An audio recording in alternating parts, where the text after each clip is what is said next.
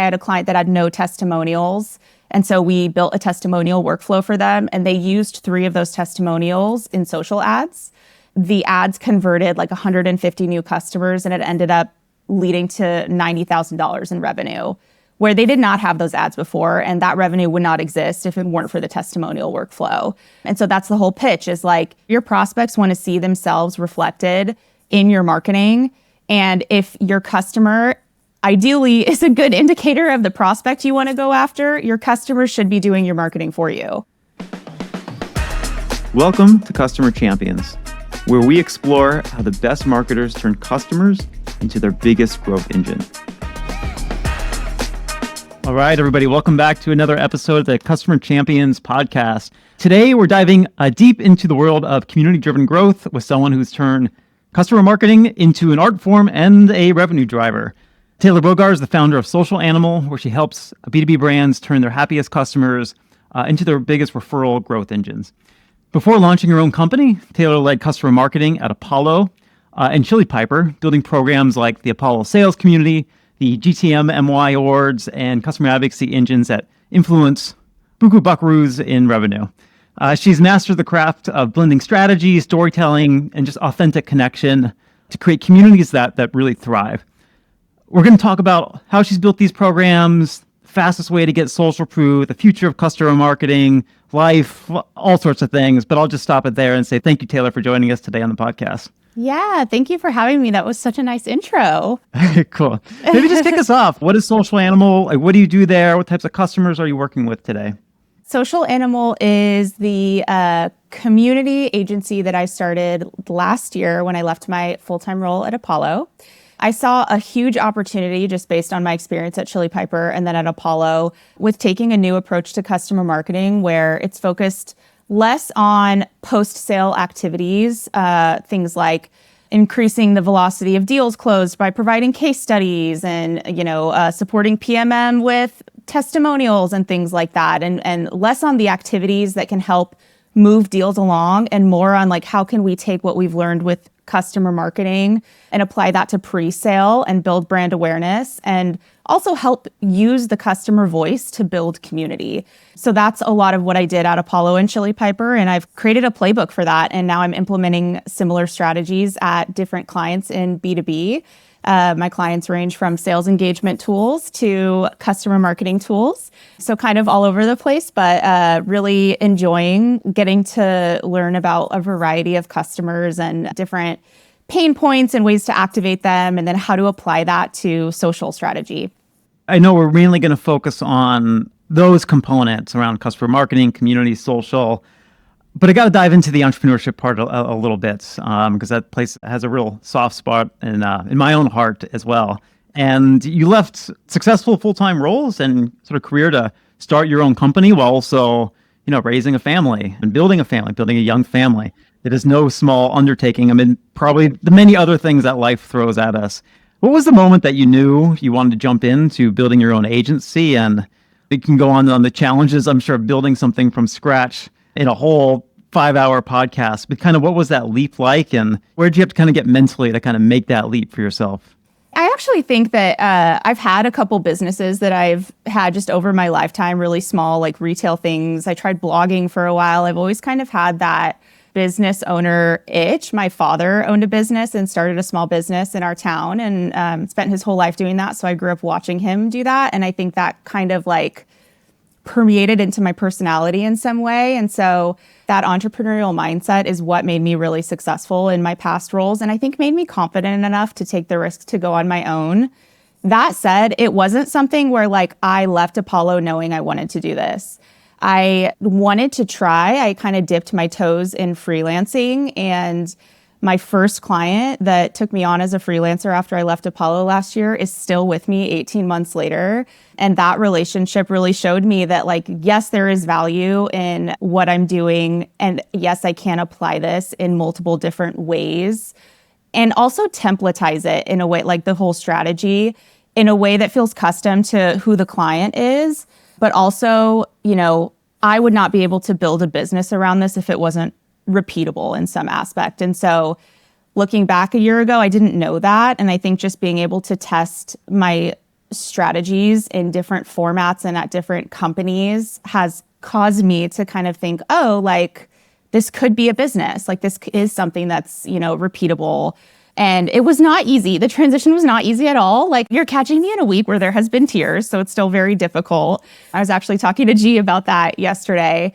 There's definite growing pains. It's taking on like a whole new risk, I think, where you don't have the security of a W-2, if that security even exists in this day and age. I have the desire to just learn and like meet new people and test things. I'm not risk averse at all. And so you have to kind of have the personality for it. But no matter what, the pivot's hard. Throw a 2-year-old in the mix. It's like sometimes I wake up and I'm like, what has my life become? But I heard someone say if you're, thinking about quitting 5 days in a row in like a full week, maybe it's time to consider changing what you're doing. But I have not yet gotten to a place where I wake up 5 days in a row and want to quit. If I get to that place, we'll see. But it's been a journey for sure.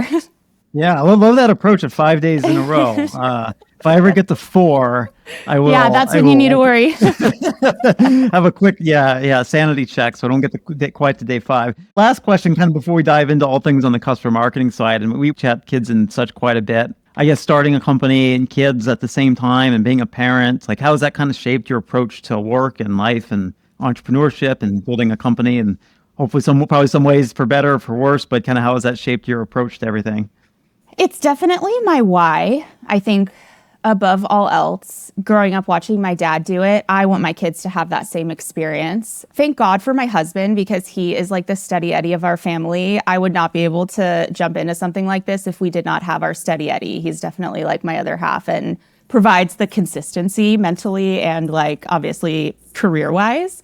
But I think that having Barrett definitely motivates me to keep going. I also think that it challenges me to be much more efficient, which is good for the pivot to agency. When you are working on your own, I mean, time is money. You have to make decisions more quickly. And now I'm like, I'd rather make a decision and have it be the wrong one and learn that in 24 hours than wait a week, make the same decision. And the result is the same, and I've lost a week. And so that's just like a total mindset shift that I think is an outcome of having the pressure of having, to log off at 4:30 every day. You can't work late because you have a kid.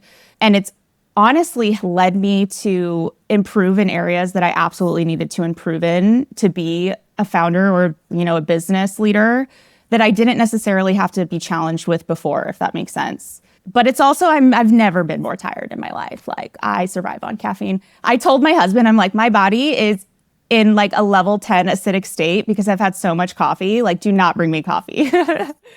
Your point on like logging off at a specific time, and that's like the end of the day, and kind of how that shifts your approach really resonates. I'm a person that prior to that life, I'd probably be at the office at like 11 o'clock at night back when everyone was in an office.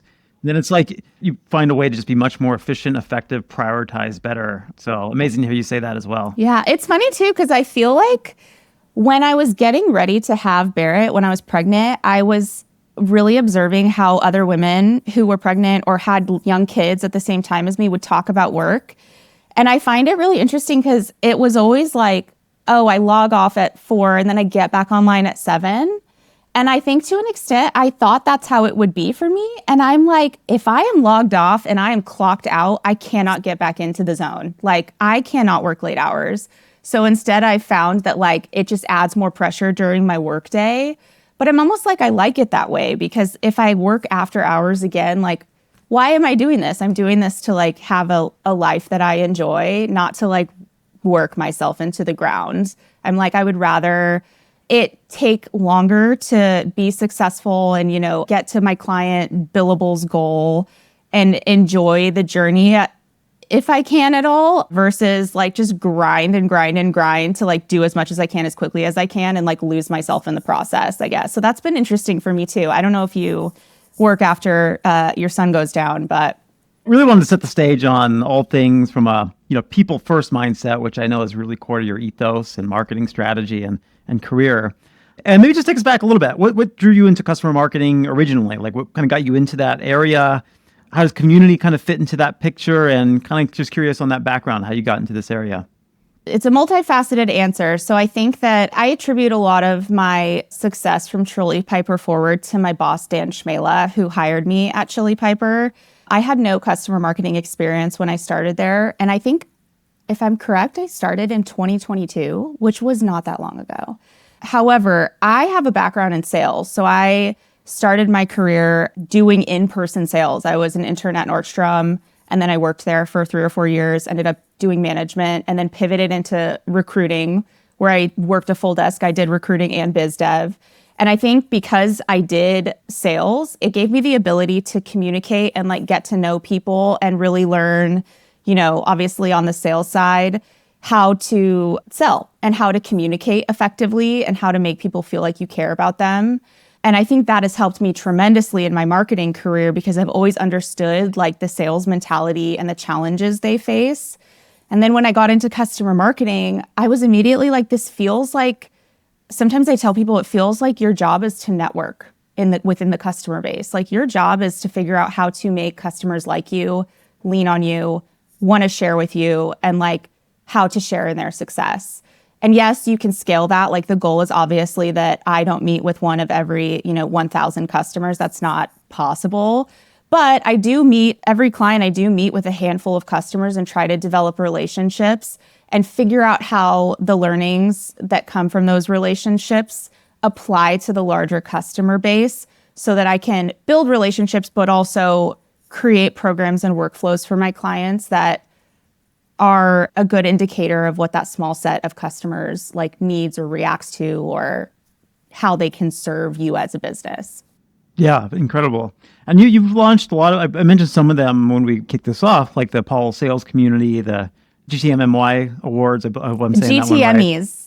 GTMEs. Yeah. Okay, no, it's hard to say. We went back and forth. I can't even tell you how much I went back and forth with design about how we're going to spell it. And it obviously, there's no great way.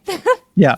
Many others beyond that, I'm sure, as well. What's some sort of program, campaign, initiative that really surpassed your expectations, whether it was in the customer marketing or community area or social? What did you learn from it? What lessons have you taken from that maybe you're now working with your clients on? I would say my very first program that I was responsible for start to finish was the cab at Chili Piper. And it was one of those things in my career where I looked at it and it was this like behemoth looking back at me where I was like, I have no idea how I'm going to do this. But like I said, my boss, Dan Schmela, was and is like an incredible leader and was a great partner there. And so I think that experience helped me understand the power of customer marketing, because a cab feels like an advocacy program. So what we did was, to my knowledge, we were one of the first cabs to ever take this approach where we built cab groups. We had multiple groups based on personas so that we were able to put people together that actually got value from the conversation they were having with each other versus just us telling them about our product and our roadmap. Like the goal was to approach it in a way that the cab members got value, almost more so than we did.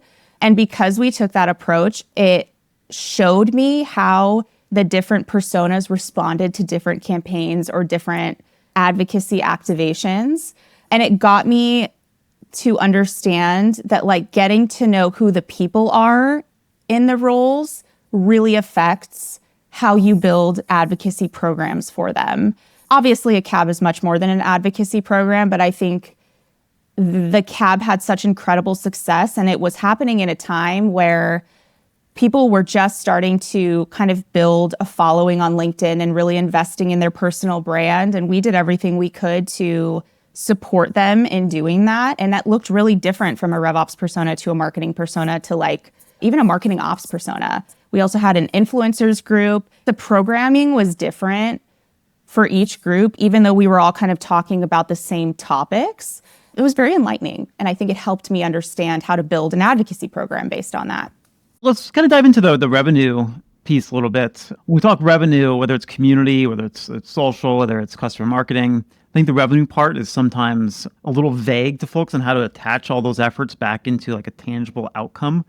Though intuitively we know it's happening. I even think of Apollo as one example. Apollo was a a company with, great LinkedIn presence for many years until some of the challenges, maybe more recently. But I remember becoming familiar through that. And I know when we started Champion, it's just, Apollo is top of mind. We need a platform for this, for contact information and so on. Apollo is the first thing I thought to sign up with. And we're, customers of Apollo now. But nobody probably ever knew. We saw it through social, through customer marketing efforts or anything like this. And now, the revenue is generating on the other side of that through the brand that's been developed. Long-winded way of saying the attribution can be a big challenge. So how do you kind of work with your clients to bring your work back into a tangible revenue output and make that connective tissue? It changes from client to client. I think that the first thing I look for is do you have a referral program? Because to me, if you have a well-functioning referral program, that is the fastest way. If your advocacy program is successful, to me, rarely will this not be the case where the peak of your advocacy journey is someone referring you business. And so if you have that in place, that's a direct way for me to attribute the work we're doing to revenue. If you don't have that in place, we work on, should we evaluate a tool or build this for you? And then on top of that, we get creative on how we can tangibly prove that the work we're doing is affecting the business outcomes that you care about. I think that with Social Animal specifically, it's unique in that a lot of the value that clients get out of the work that we do is by pulling the customer voice into social and into their, pre-sale marketing strategy. And so that gets a little murky because it's very difficult to attribute social performance directly to revenue. You can measure things like, how did you hear about us? Have an open text field, and they can mention an influencer or tell you what channel they heard about you on. I think another great answer to that is I don't know where I heard about you. I just know about you. Kind of like you, where it's okay, that means that we're everywhere. You don't know where you heard about us because we're everywhere. That's a great answer. But it doesn't show you that social is having a direct impact. So it's always something that's going to be tough to solve.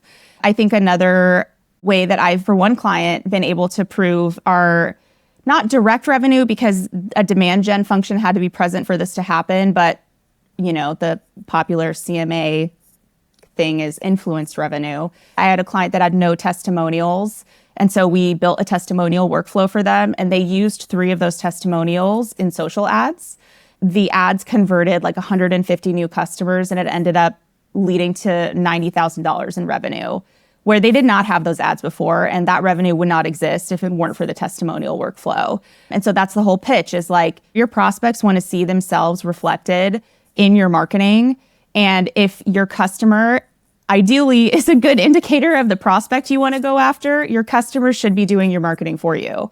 You just have to, make that ask. And I think there are a lot of also, lagging indicators that show impact, but directly tying to revenue is always challenging, especially if you introduce social into the mix. You have a very unique perspective of working across many different clients, and you can kind of make the pattern recognition happen and all these sorts of things. Inherently, for the companies that you see successful when they're investing in customer marketing, advocacy, community, what are kind of the patterns behind that for companies that are doing things most successfully? Whether it's the approach, tactics, could even be mindset oriented and how they're investing. But what are some of the patterns that maybe aren't so obvious that you see in the companies that really make this an effective driver of business and growth for the company?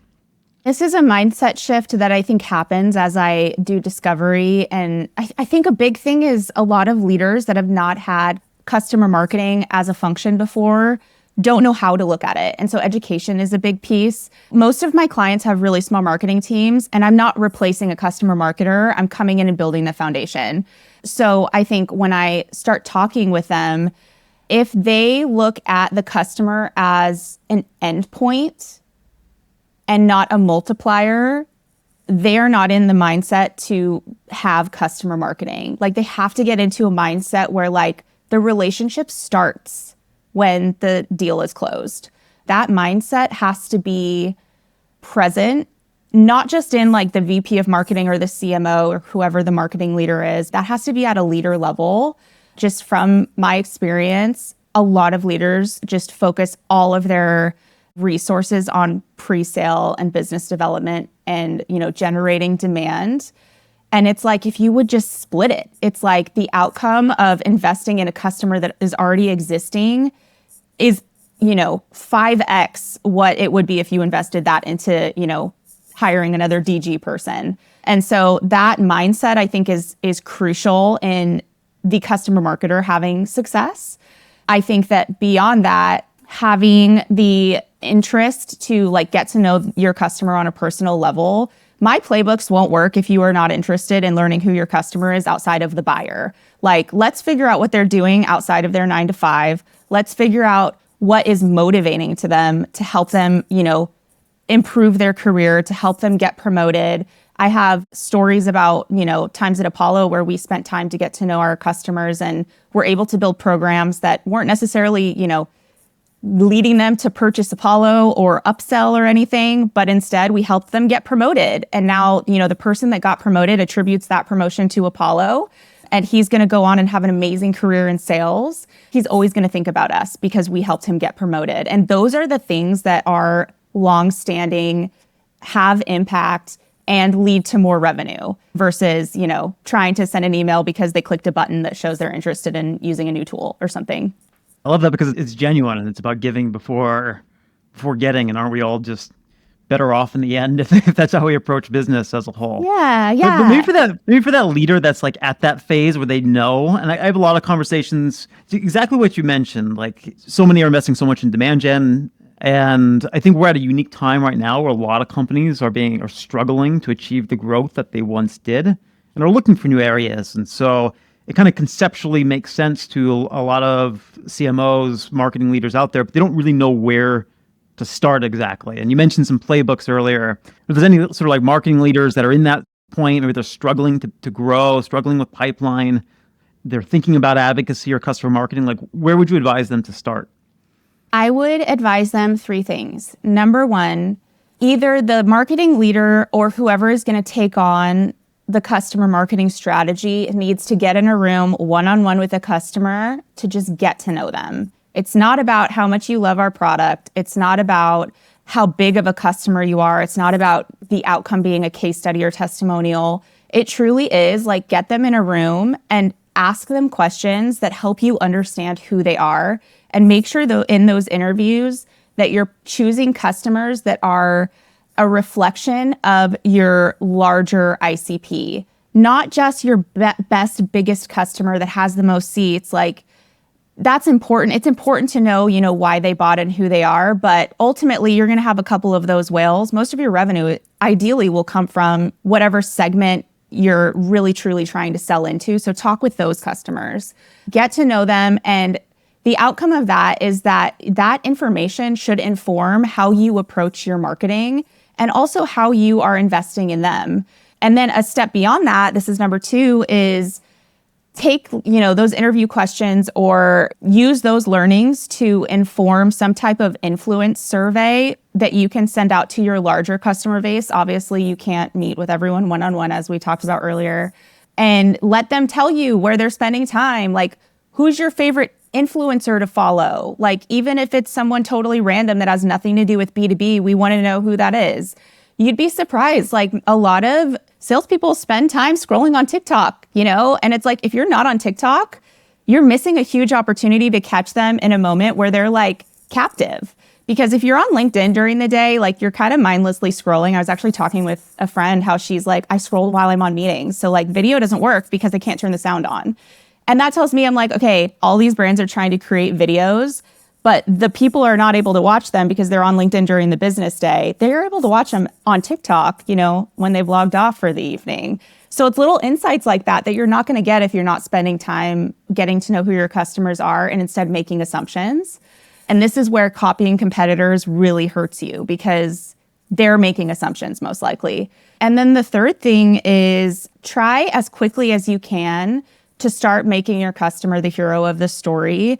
I think that that's a really easy thing to say, but it's like what a lot of people are like, oh, what does that even mean? Like, what is the customer voice? It's kind of a nuanced, like, big idea, but it means like give your customers opportunities to talk about you and incentivize them to do it. I think a lot of people are like, oh, well, if it's not natural, it's not organic. It's like there's no shame in, offering a piece of swag or something to incentivize them to film a short video.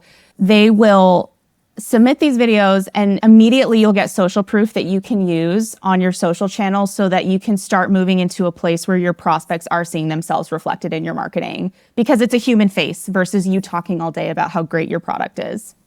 The thing that pops out in my mind across all that is, first, we're gearing this towards customer marketing, which it is, but so much of what you say is just marketing. Like, start with the customer and true empathy for the customer and understand them. And that's going to lead and dictate the channels, the tactics that you end up using in the end. I think so much in B2B, particularly, like we get stuck on demand gen marketing channels, like tactics, like we're going to invest in this tactic over here, this channel and attribution, versus just understanding the customer and their life and their journey. And then you can figure out the best sort of mix to get in front of them and really champion them in the end. So just love that approach with just thinking it from an empathy mindset first. Yeah, that's such a good point. I actually saw a video this morning from a marketing leader somewhere in the UK, and she was talking about how frustrating it is that marketing feels like it's becoming so focused on tactics and not as focused on like the message, the like structure of the marketing strategy, and like the exploratory stuff.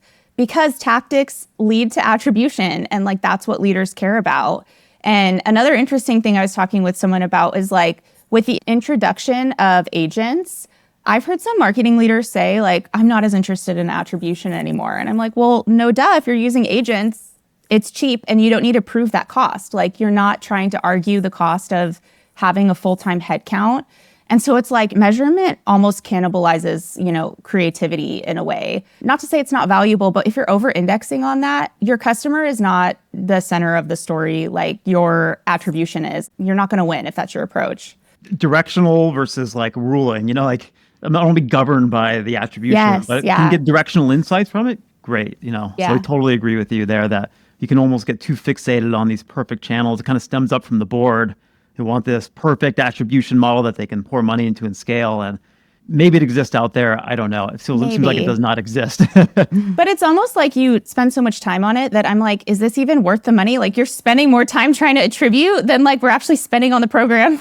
Couple final things, Taylor, and we'll wrap it up from here. Hot takes. We all love the hot takes. Got to have a hot take at the end of this. What's a trend in marketing, customer marketing community that you think is overrated right now? Oh, I can tell you one that I think is underrated. Underrated is great too.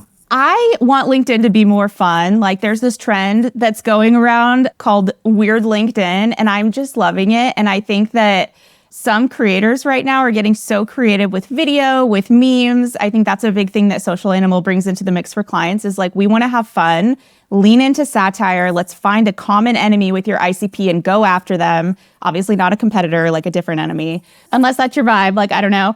But my hot take is that like, we need to chill on LinkedIn and be less, buttoned up and professional and be real people, especially now that everyone's using ChatGPT to write their content. It's like, it's so obvious that you're not writing this. And I'm a millennial. I'm not an elder millennial, but I'm a millennial. I'm a buyer. Like, this is, someone that would be making buying decisions, telling you that like, if you are creative, your content will win. We need to like demystify being stuffy on LinkedIn. That's my hot take. Love it. And then to wrap up here, who's one customer marketing leader you think we should have on this podcast or that you'd love to hear on this podcast? Oh, Dan Schmela. All right. I would call him a community leader. He is an expert in customer marketing, but the way he thinks about psychology, I feel like I learned a lot of my relationship building approaches from him with customer marketing is so fascinating. I think that you would love that conversation. All right, Dan, I've seen your content online, so you might be getting an outreach from me at this point. I'll make him say yes. Okay, he owes me like 1 million favors. So, Dan, I'm cashing one in. Perfect. Okay, Taylor, I think I've expressed this to you. I never know how to exactly end the podcast episodes. It's always like this, what do I do with my hands type of thing. So I'll just say I appreciate so much you joining us today and for the half hour here. Tons of amazing insights. Appreciate all things. If somebody wants to learn more about Social Animal, any tips on best ways to reach you or engage with you? Look me up on LinkedIn. I'm knee deep in Alexander Hamilton skits right now. So I don't know if you've seen him, Jeff, but my creative juice, I've not slept this week because I've been up filming TikToks all week. So amazing. Well, if you get this years from now and you want to reach out to Taylor, make sure to cite something around Alexander Hamilton. I love it. But thanks so much, Taylor. Appreciate you having you on today. Yeah, thanks for having me. If you're ready to turn customer advocacy into your biggest growth engine, make sure to subscribe to Customer Champions wherever you listen to podcasts. And for even more insights, go to championhq.com. Because the best way to grow isn't just by winning customers, it's by championing them.